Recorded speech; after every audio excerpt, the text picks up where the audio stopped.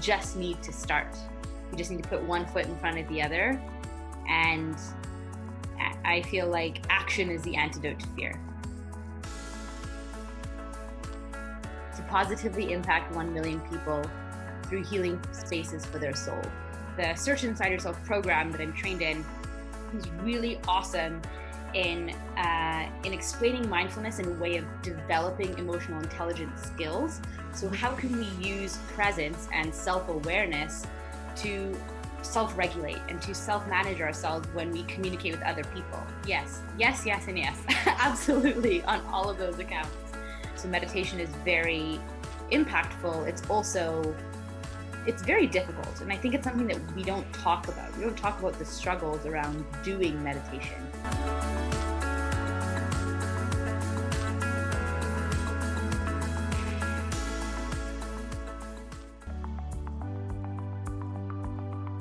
Hey everyone, welcome to another exciting episode of the Startup Impact Show. I am Shivi, your host for the show, and we are on the mission to share empowering and influential stories to get you out of your matrix, put you in the real life situation, get you some information, and help you share your wisdom to the world. And to do so, our guest today on this show is a founder, a facilitator, a practitioner, a spin enthusiast, and the face of the women empowerment, Tahira Jamani.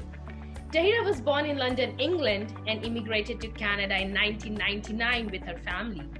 After completing her graduation from Ontario with a degree in business, she went on to work in IT before transitioning into HR for several years. Tahira hit a challenging low in her life, and when she experienced the burnout, and since then, she has been on a journey of self-care and personal development, which led her to attend a 10-day silent meditation course, a huge turning point in her life. From this point forward, she was on a mission to share mindfulness and meditation accessible to others. So, to do so, she went on becoming a teacher in the Search Inside Yourself program, the mindful-based emotional intelligence program that was developed at Google. So now she runs her own business as a mindfulness facilitator and is a proud owner of the Chain Reaction. And she helps some amazing corporates like GoDaddy to achieve their goals by using some of these practices into their workplace. So please help me in welcoming my dearest friend, Tahira Jamani. Tahira, thank you so much for coming on the show today. Of course. Thank you so much for having me. I'm really excited to be here. Oh, I am more than excited to have you. Like, we were planning to do it for a while, and I'm excited we finally did it. We made it. We made it happen. Yeah, and what a great day to do it, a day after your birthday. True, yes. Happy birthday from all of us, from the Startup Impact family. Thank you so much. I appreciate it. Oh my God, Tahira, when I remember when we first interacted, honestly, we have not yet met face to face with each other, and we have been just virtually meeting, but it turned out that you have been a friend, a mentor, a facilitator to me. And in fact, I remember the week when we met, I spoke to you more than I speak to my friends. I have that impact on people sometimes. Yeah, no, it's been a pleasure. Likewise, honestly, it was such a pleasure to connect with you as much as we have. It's been lovely. Oh, I just loved your journey. It's so inspirational to me. And when I started the Startup Impact talk show, I picked a lot of pieces from your journey, and I tried to put those into the practice. Mm-hmm. So especially your journey when you were doing 9-to-5 job. And it's not easy to leave that and to start something of your own, Chain Reaction. So why did you even leave that? Even if we understand that even if we go through a period of pause, we again go back to a job, but not everyone go into the entrepreneurship journey. So why did you choose that? Yeah, so my dad has been an entrepreneur his whole life. my whole life. My brother took over our family business. So I feel like entrepreneurship has been in my life and my family my entire life. It's what I've seen. And so I always dabbled in the question of, is that something I want? Do I want to try that? Do I not? And it really came down to, like leaving the 9 to 5 was just something I knew that I had to do. At some point, I just knew that I had to try.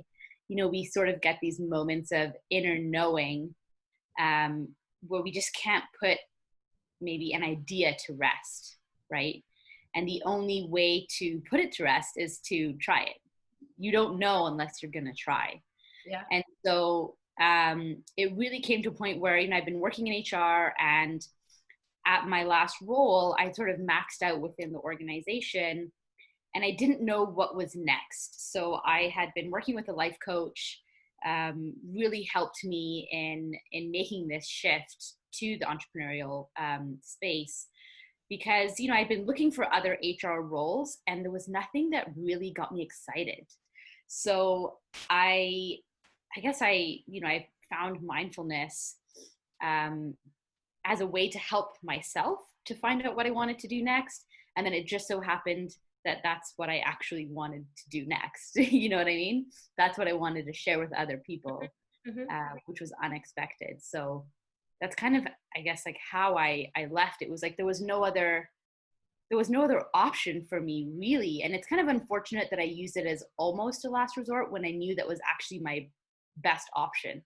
Wow. It's like Yeah. I just didn't want to face it, but it was the thing that made the most sense to me. I was like, why would I not do this? All the pieces are aligned. My passion is there. It's where I know I want to be and what I want to do. So why delay it? Yeah. And then when you were doing this, like you were doing it for somebody else, so why not to do it for yourself and in your way? Because what you said is so true, that we always consider entrepreneurship as a last resort, but however, it's like the first thing to create something, to do that innovation out of it.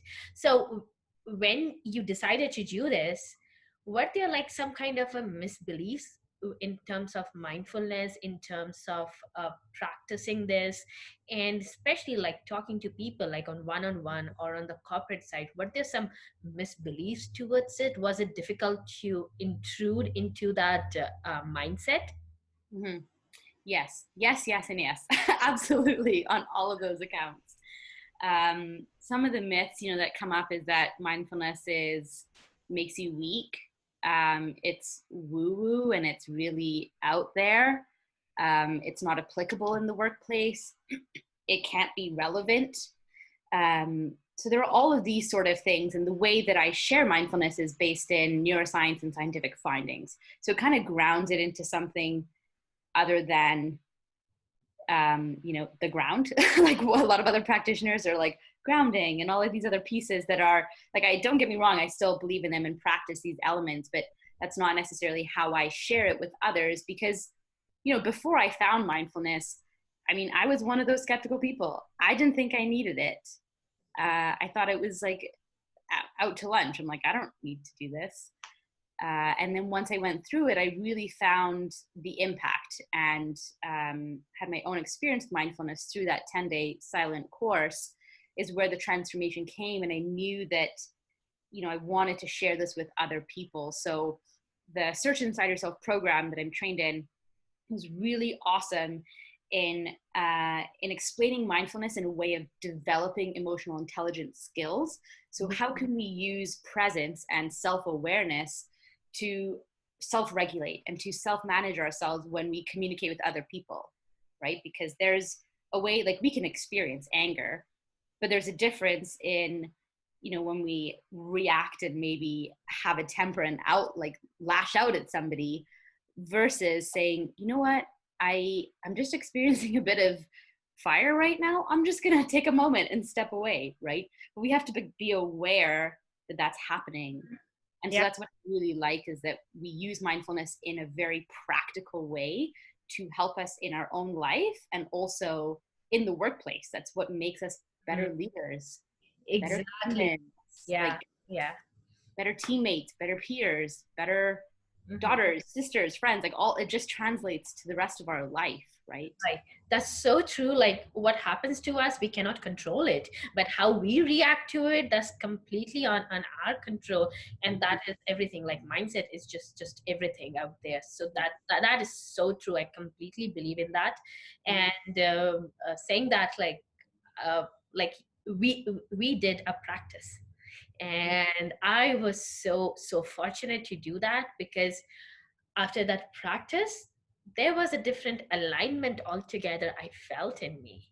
Mm-hmm. And I couldn't stop thinking about it for next couple of weeks until I was able to put that into the action. Mm-hmm. So I would like to see that if we can help our audience out there, if we can do some kind of maybe a short micro practice for them, because there is a complete misconceptions out there in terms of what you said about the mindfulness and meditation. So I keep hearing a lot of questions out there that what is the best way to do it? Like, is there a best way to do it? Or do we just sit, or do we just close our eyes, or do we just pray? So what is like a real way of doing it? Is there like a correct way of doing it? Yeah, that's a really good question. I mean, in terms of a correct way, there's so many ways to answer it. Some people will say there is a very specific way. You know, I will say there's guidelines on how we can practice, but there's no one correct, hard and fast. There's lots of different ways to practice mindfulness, because it's really like a state of being, and that's what we can incorporate into the rest of our lives. So, you know, maybe we can try a micro practice together and see how that feels. And this is a micro practice that I really love to share, because it helps us to kind of like rewire our brain, because we're often reacting, right, as we mentioned, and we don't realize that we're reacting. Like, for example, if you think about, this is a really simple example of a reaction that we don't, it's kind of funny when I share it, but it's because we don't think about this as being a reaction, right? If you think about an itch, if your nose gets itchy, we don't think about itching it. We notice the sensation and then we just itch it, and we don't even notice that we did that, right?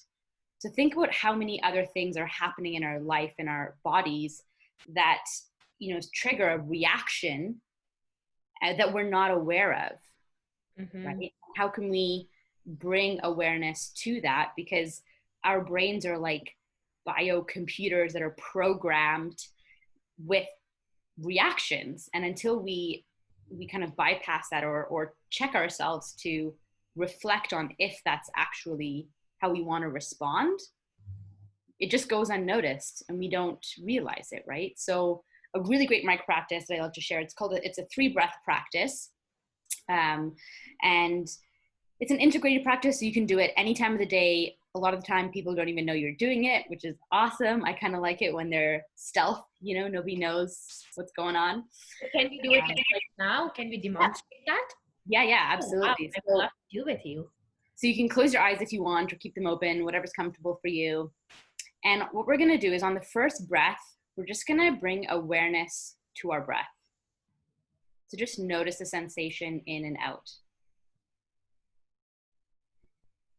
And on the second breath, on the exhale, relax the body. Maybe dropping the shoulders, releasing the jaw.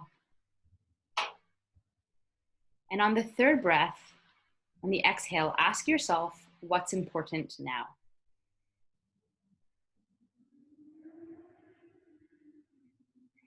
When you're ready, you can open your eyes. And that's it. Wow. Yeah.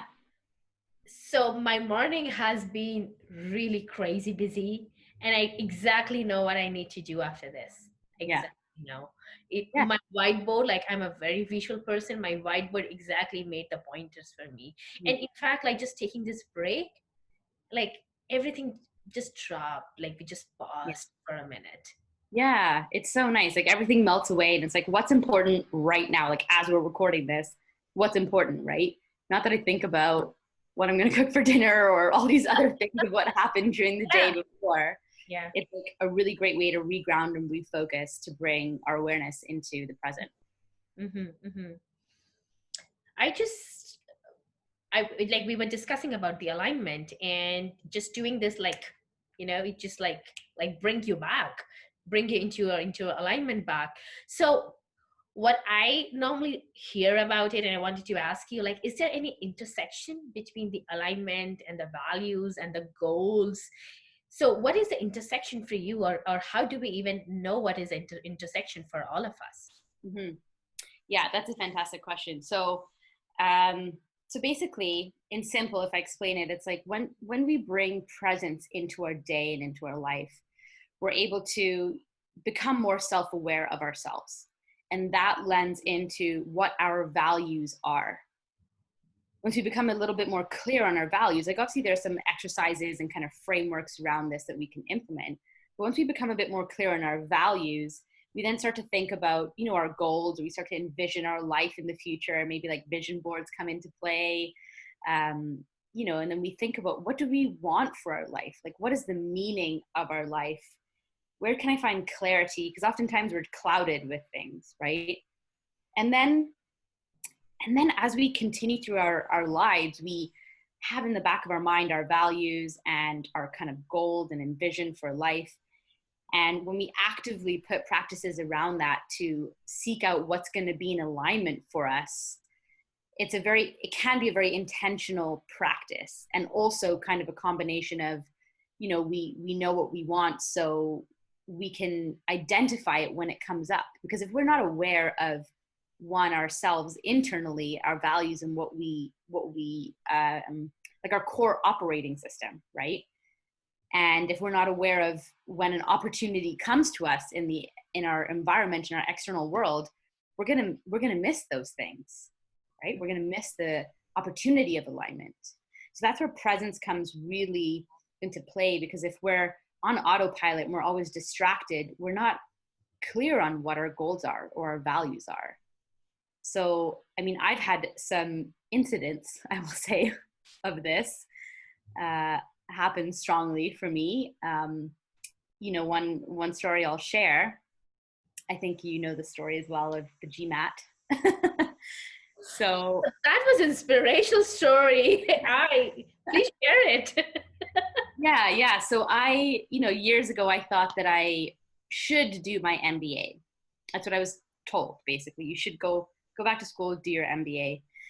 And I thought about it for like 5 years. I didn't do anything about it. I thought about it. And I came out of my 10-day Vipassana meditation course, and I said, you know what? I'm going to just try. I'm just going to see what happens. So I started studying for my GMAT.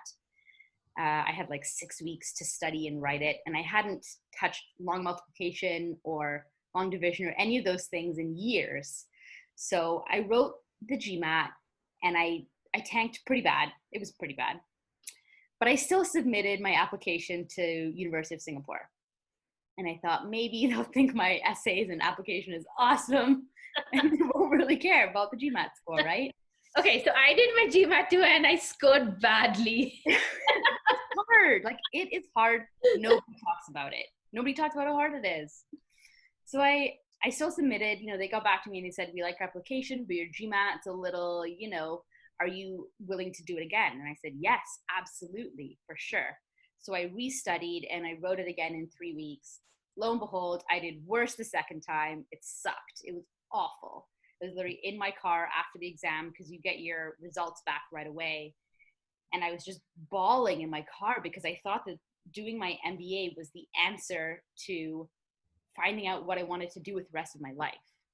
Because I thought I would get a lot of exposure to different, programs within the business world, and it would help me figure out my path. But clearly that was not in the books for me. So that kind of sucked. That was really rough. Mm-hmm. And I had this, so I really liked to spreadsheet. So I had a spreadsheet of why I was going to do my MBA. And a lot of the reasons were kind of like ego-based reasons, like for show or to prove that I can do it, and all of these things that were not true to me. So after this GMAT incident, I went back to my list and I was like, is this really what I want to do? Is this going to fulfill the need that I have? And, I realized these ego-based reasons. And then fast forward like 8 months, I came across the Search Inside Yourself program. And I looked at that program and I put it into my spreadsheet, and it hit all of the valid reasons of why I wanted to seek further education. It was just further education. It wasn't it wasn't the MBA. And my goals at the time were misaligned, right? Like I wasn't clear on why I was doing the MBA. So when I did the Search Inside Yourself program and I became a teacher, like that was the real juice. And I worked harder on that application than I did on my MBA application. And I got in, and it was great. But, we have to bring awareness to why we're doing what we're doing, right? Wow. Yeah. Why we are doing what we are doing. Exactly. Like start with why, and then the how gets figured out. Mm-hmm. Yeah. Most of the things, like, I think it happens because first, peer pressure, society pressure. And in fact, like what you said about like ego handling, like, since my childhood, I was told like to either become a doctor or an engineer, or maybe like just do GMAT. Yeah, I feel you on that. But then, as we go into more of figuring out why and go into more of consciousness awareness, we figure out like we are not the same mud. No.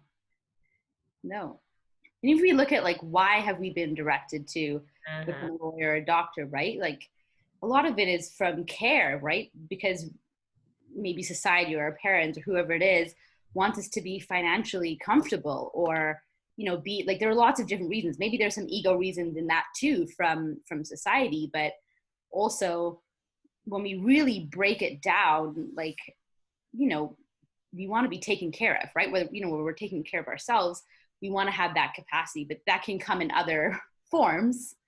But those are just very common ones. Yeah, so true. In fact, this is something that I was hearing one of your podcasts, or like one of your live Insta. So I'm a big fan of your live Insta. Thank you. Really, really love it. And especially the live practices that you do, the information you share it just becomes like a favorite hour of my day then. So I'm a big fan of your live and stuff. And I was listening where we were talking about mindfulness. So I figured it out that there were basically 3 M's that you focus more on, like mindfulness, meditation, and movement. So how do you think that all these 3 things align together and bring out some kind of of a human effect on the high performance? So I was thinking, like, when Tahira does her curriculum with the corporates or with the individual, how these things affect the high performers, or how do they identify with it? Mm-hmm. Yeah, that's a really good question. So there's different pieces to all of them. So mindfulness, bringing awareness into the present moment, doing that intentionally, like on purpose, and then removing judgment from it. So that's really what mindfulness is as a definition that I run with.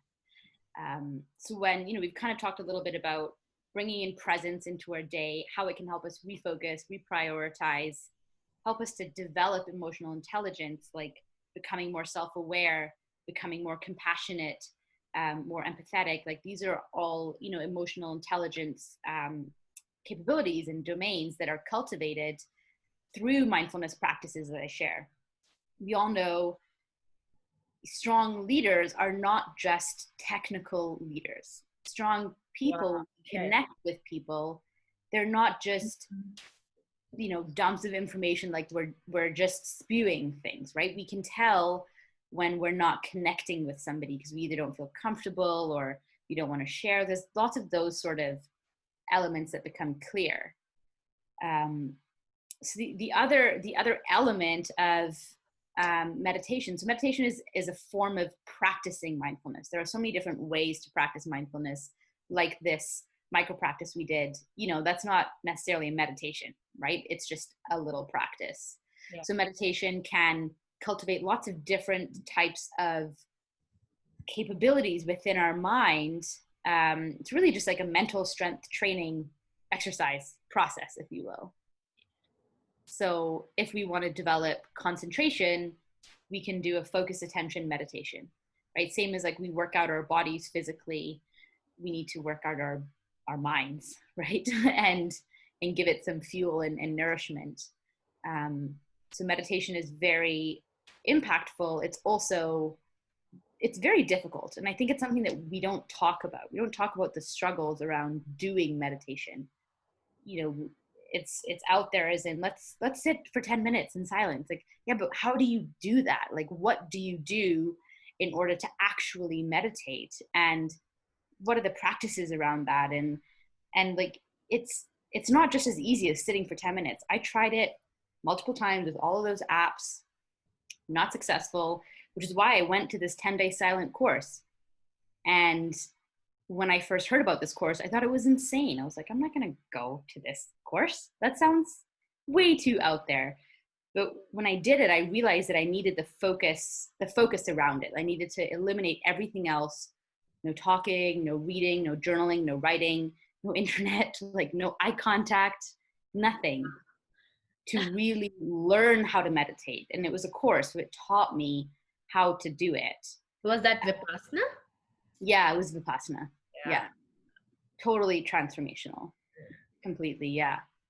But that's how I learned to meditate, was like going to a course and doing 100 hours of it and just trying. And like you try and you fail and you try and you fail.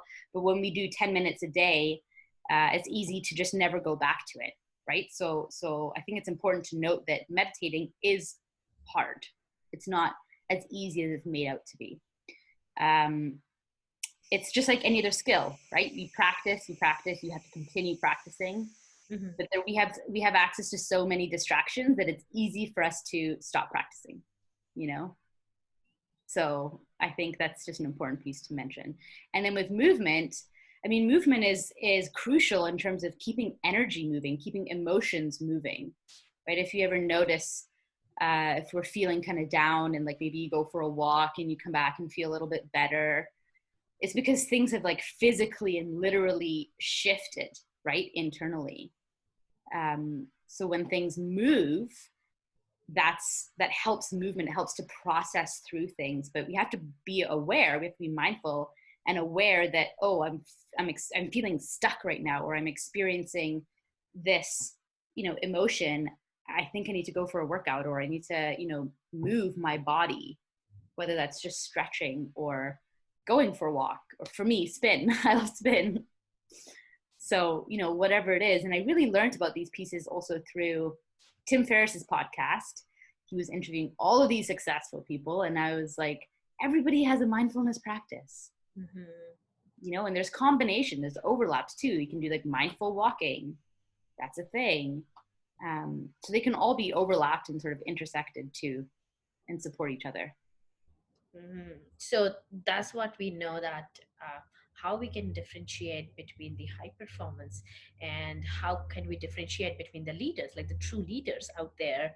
So in your curriculum, like what are some key points? Like I don't want your curriculum to be out there right now here, but like what are some key points that you emphasize upon, that you really like to talk about, you want to share about it, that help your corporate clients, your individuals gain their goals faster? Yeah, so there's a couple. So I would say there's three. The first is developing self-awareness and the power around that. So being aware of our emotions in our bodies, and how our bodies actually give us information through emotions before our brain clues in. And it's been scientifically shown that is the case. So the sharper our mind is to being aware when those emotions are coming up, the more it's just going to serve us to be able to then move into the next point, which I think is another important piece, is self-management of how we actually express that, or realizing I'm in a really heated conversation right now and I'm feeling a lot of frustration and I need to step away. So how do we communicate that without, throwing paper and throwing things everywhere? So there's, how to maintain like some grace and ease and confidence throughout that, right? Not feel like we're hijacked by our emotions. How can we actually maintain the control, right? And the third piece I'll say is compassion. That compassion is actually courage. When we are compassionate with others, we open up a whole other realm of understanding. It's like, just ask the question of, why did this person, maybe act this way or behave this way or share this? When we are compassionate, we take a lens of something that's bigger than ourselves. It's not just about me, it's about also the other person. And how can we be of service that will then actually serve you? Like, if you understand the other person better, that can actually be more beneficial for you too, because you're able to communicate through things and talk through things and clear the air instead of having, ill will or negative feelings. But I think that's another really common misconception and myth, that compassion is soft or weakness, but it actually makes us more courageous. Wow. The reason of the pause was like, I was kind of like lost in your words. I was like, it was a complete recap of my life in a quick 30 seconds of the things I could have done better rather than just being carried away by the emotion. Because the most regretful things, if I think about I've ever done, was being carried in the emotions and the way I've reacted it. So I could have controlled that if I would have known this, like maybe like 10 years before, just like 10 years before. And because those things that happened to me had to happen. I would have not been in a position to control it, but my reaction was my responsibility. And I insist everyone out there to do some practice, some mindfulness, some movement, some kind of a meditation practice out there to keep you focused, to keep you aligned, to keep you your being as an emotional wellness out there. Mm-hmm. Yeah. Wow. I will say also, like, we are not taught these tools at a young age. So, from what you're sharing, I hope you offer yourself some self-compassion in this too, in that, we do the best that we can at the time until we know better, right? But we're not taught these tools. And even like the tool of self-compassion, how can we be kind to ourselves, right? We're often so hard on ourselves and it doesn't help, right? So it's like, how can we I just wish we learned all these things so much earlier. Because same with me. Like, I could have, been so much more effective or better or kinder in certain situations back in the day, but we're here now. Yeah, and I have a question for you from a couple of my audience. We did discuss this before, but I wanted to know that we have seen like much of job losses during COVID, during this tenure. Is there any way that the job seekers could practice any of your tips, any of the mindfulness practice that could help them go a bit closer towards finding any employment, or like even securing some kind of an opportunity? Is there any practices in your coaching book out there? Mm-hmm. Yeah, well, I will say, this 3 breath practice that I did can be really helpful with just kind of regrounding, refocusing on where, you might be at in your job searching process, and sort of bring it back to the present, because we can easily get carried away and spiraled, as we were talking about, with emotions and, things that don't necessarily, like, they're helpful and they give us information, but they may not be crucial to address in this moment, right? So that micro practice can be super helpful to just reground in the moment. And, lots of, like, I have, meditations on my Instagram, and so I welcome everyone to kind of join me there or check some of them out there. But that can also help us with managing stress, right? Which, I mean, we're all experiencing right now, especially this entire year. So much more this entire year. It's been such a nuts ride. And I know for people who are looking for work, it's heightened, right? With those sort of strains and challenges. So really practicing and putting in a bit of a routine, even if it's not meditation, pick up a journal and write in your journal every morning or every evening something that you're grateful for.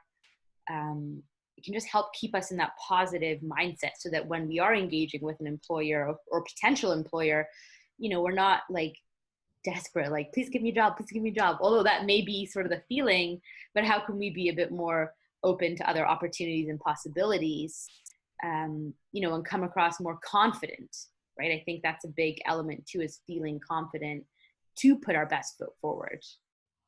So maybe it's just, pieces of gratitude in the journal or recapping the day. I'd say those might be some of the top tools and sort of practices to use. Mm-hmm. And I want to reiterate what you said in the start, like, don't keep entrepreneurship as your last opportunity, right? Yeah, that too. Yeah. Yeah, and Tahira, this is like, you would be the perfect one to ask this question. I was looking for a guest like yours who has been into IT and HR with a 9 to 5 job, left it, started the roller coaster of the entrepreneurial life out there. What are your tips for the aspiring entrepreneur? What do you think that shifted from being an employee to be a founder? Mm. Yeah, I would say one of the key pieces is to have like we talked about before, a vision of your goals and your life, of what you would like. Have a direction, right? Because if we're just going somewhere, you're not going to end up anywhere. You're not going to know when you reach your destination. And even if, that changes, like mine changed, right? I thought I was doing the MBA and then it, turned into this. So it's okay that it changes. Let's be fluid with it. You don't have to know the how, but it's important to know kind of what we're looking at or what our general direction is that we're after, what impact maybe we're trying to make. And, I will also say it's not always with what we're told, right? Like we are allowed to create our own path. We're allowed to carve our own road. Mm-hmm. I think that's important. And the other piece is to try different things. Like chain reaction was not my first go at things. I've had other kind of smaller ideas that I tested before and kind of played with and put some money behind and put a lot of time behind and tried different sort of businesses before I actually went with chain reactions. It's not like the first time we think of something, it's going to be the one. But also, I think it's okay to try different things. And there's that cliche. Well, I think it's cliche because it's shared a lot, but I think there's a lot of truth behind it. When they say to just start, they say just start wherever you're at. Just start something. You don't need to wait for anything. And I think that's very important because I've been there. I've waited. Sometimes I still wait on things and I realize that I'm waiting, and we just need to start. We just need to put one foot in front of the other. And I feel like action is the antidote to fear. When we're scared, it's because we're stuck. We just need to take even the tiniest step. And sometimes that's what literally gets me through the day. I'm like, I just need to put one foot in front. So I think those would be my tips to any aspiring entrepreneurs. Wow, those are some really great, unique tips. And I must share this here. Like when we were starting this show, I did had a brainstorming session with you, and you mentioned the same tips. Just start. Like, it's gonna change in a year. Is the model is gonna change. The things are gonna get twisted around. But like, just start. Mm-hmm. And look where we are today. Like,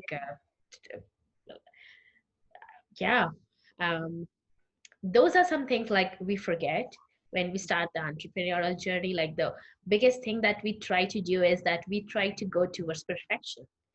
We try to just like everything should be laid down. It should be the perfect. The search engine should work. The website should work. We should have like 3,000 followers from day one. Doesn't happen out there.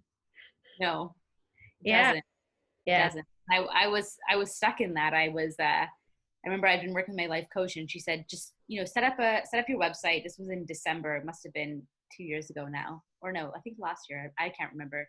And she was like, just take one weekend and set up a website, just bare bones basics. So those 3 days to set up a website took me 6 months. She'd be like, is it done? Can I see it? And I'm like, I'm almost there. I'm almost there. Perfection. Like, I was stuck in this world of making sure my website was perfect. It took me 6 months to launch my website, which was so not necessary. But we live and we learn. Yeah, true. And that's the whole idea of doing this talk show. Like people like you who share their vulnerabilities out there, the truth behind where we are today, like what went on, what went wrong, especially, Yeah, and others could learn. important. Yeah, yeah. Yeah. How can we get out of our own way? I found that consistently, and I mean, I still do it, and I'm a lot more quicker to recognize it. But a lot of these things of why we don't start is because we're in our own way. We have excuses, or we think it's something else, or it's dependent on someone else. But it's really, it's just us. Yeah. And Tahira, like you have given so much to the community out there, so much of information you have put out there through your Instagram, through your Facebook, through your website, through your live shows too. You have given so much out there. So I want to give you an opportunity to ask something like, what would Tahira need to reach closer to her goal? Like anything we as a community can do for you to help to help change reaction, um, be more reactive. Yeah, thank you. That's very kind. That's really, really kind. So I appreciate that. Um, I would say if you are, I mean, right now I'm focusing more on corporate workshops and corporate spaces. So if you, or, you know of any organizations, or your organization could benefit from some of these tools, please hit me up. Let me know. Let's have a chat. I'm all about the no hard pitches. Let's just have a conversation and see where you're at, because alignment for me is really important, that there is a need in your organization and with your employees, and that I can actually deliver value and help support that. So that's really important to me. But yeah, I'm really looking for organizations that want to transform their company and support their people and look after their people in a deeper way. So if you work at an organization like that, or you know of one, please, let's chat. Send me a connection. I'd love that. That would be incredible. Sure, Tahira. We would for sure voice that out. And you're creating so much of awareness out there. But what is like the specific impact, the mark that you want to create in the community? Yeah, so my big what we call in my like newspaper headline is what my life coach had asked me to create, is to positively impact 1 million people through healing spaces for their soul. So whether that's virtually, in person, one-on-one, group, whatever that is, that's my goal, is to share these tools that have so profoundly helped me and impacted me and my soul on such a deep level. And I just want to pay it forward. Just want to help others achieve what they want to achieve, and just really support people in a deeper way, which is where I think some of my HR sort of, my HR hat comes in wanting to help and support others. But this is like a different angle of where I'm at now. That's a really strong impact, like creating the positive influence. Wow, we all want to be the part of your influence, Tahira. Thank you so much for sharing that. So let our audience know that if they want to connect with you, if they want to reach out to you, if they want to help you or take help from you, where and how they can connect with you. Yeah, so I'm across all platforms. The main places I'm active are LinkedIn, so just Tahira Jamani, or Instagram, which is at the underscore chain underscore reaction underscore. I'm also on Facebook, but those are the main two, LinkedIn and Instagram, or find me on my website, which is www.chainreaction.life. And happy to connect and reach out and chat. Yeah, thank you, Tahira, so much for sharing. So I want to say this to everyone out there, whosoever is watching this show, my audience, my loved ones. If you want to get out of those matrix and want to explore a different level of being into the greatness, look no further. Tahira is the girl for you. So connect with her, look at her chain reactions, just talk to her. And saying that, that's what influenced me to be in her social group. And I'm really proud that I'm very proud that I have her in my social group, so that she can keep emphasizing me, she can keep pushing me forward. So look no further. Tahira is the person for you for the best mindfulness practices. Thank you. That's so sweet. Thank you. Thank you so much, Tahira. We all are really grateful to you for doing this show with us, for sharing your practices. So thank you so much for sharing this with us. Of course, pleasure. Thank you so much for having me. Lovely. Hey everyone, that was Tahira Jamani on the Startup Impact Show, sharing some best practices towards the mindfulness. If you are a job seeker or an aspiring entrepreneur, or if you are a high performer or you want to become a high performer, do hear our episodes, because we bring the best mind on the table. So please do subscribe and like our channel. Also listen to us, give us feedback. If you have any questions from our industry leaders, please leave them in the comment box, because we are going to ask you questions from our industry leaders in the next episodes. So till then, stay safe and be awesome. See you next week. Bye-bye.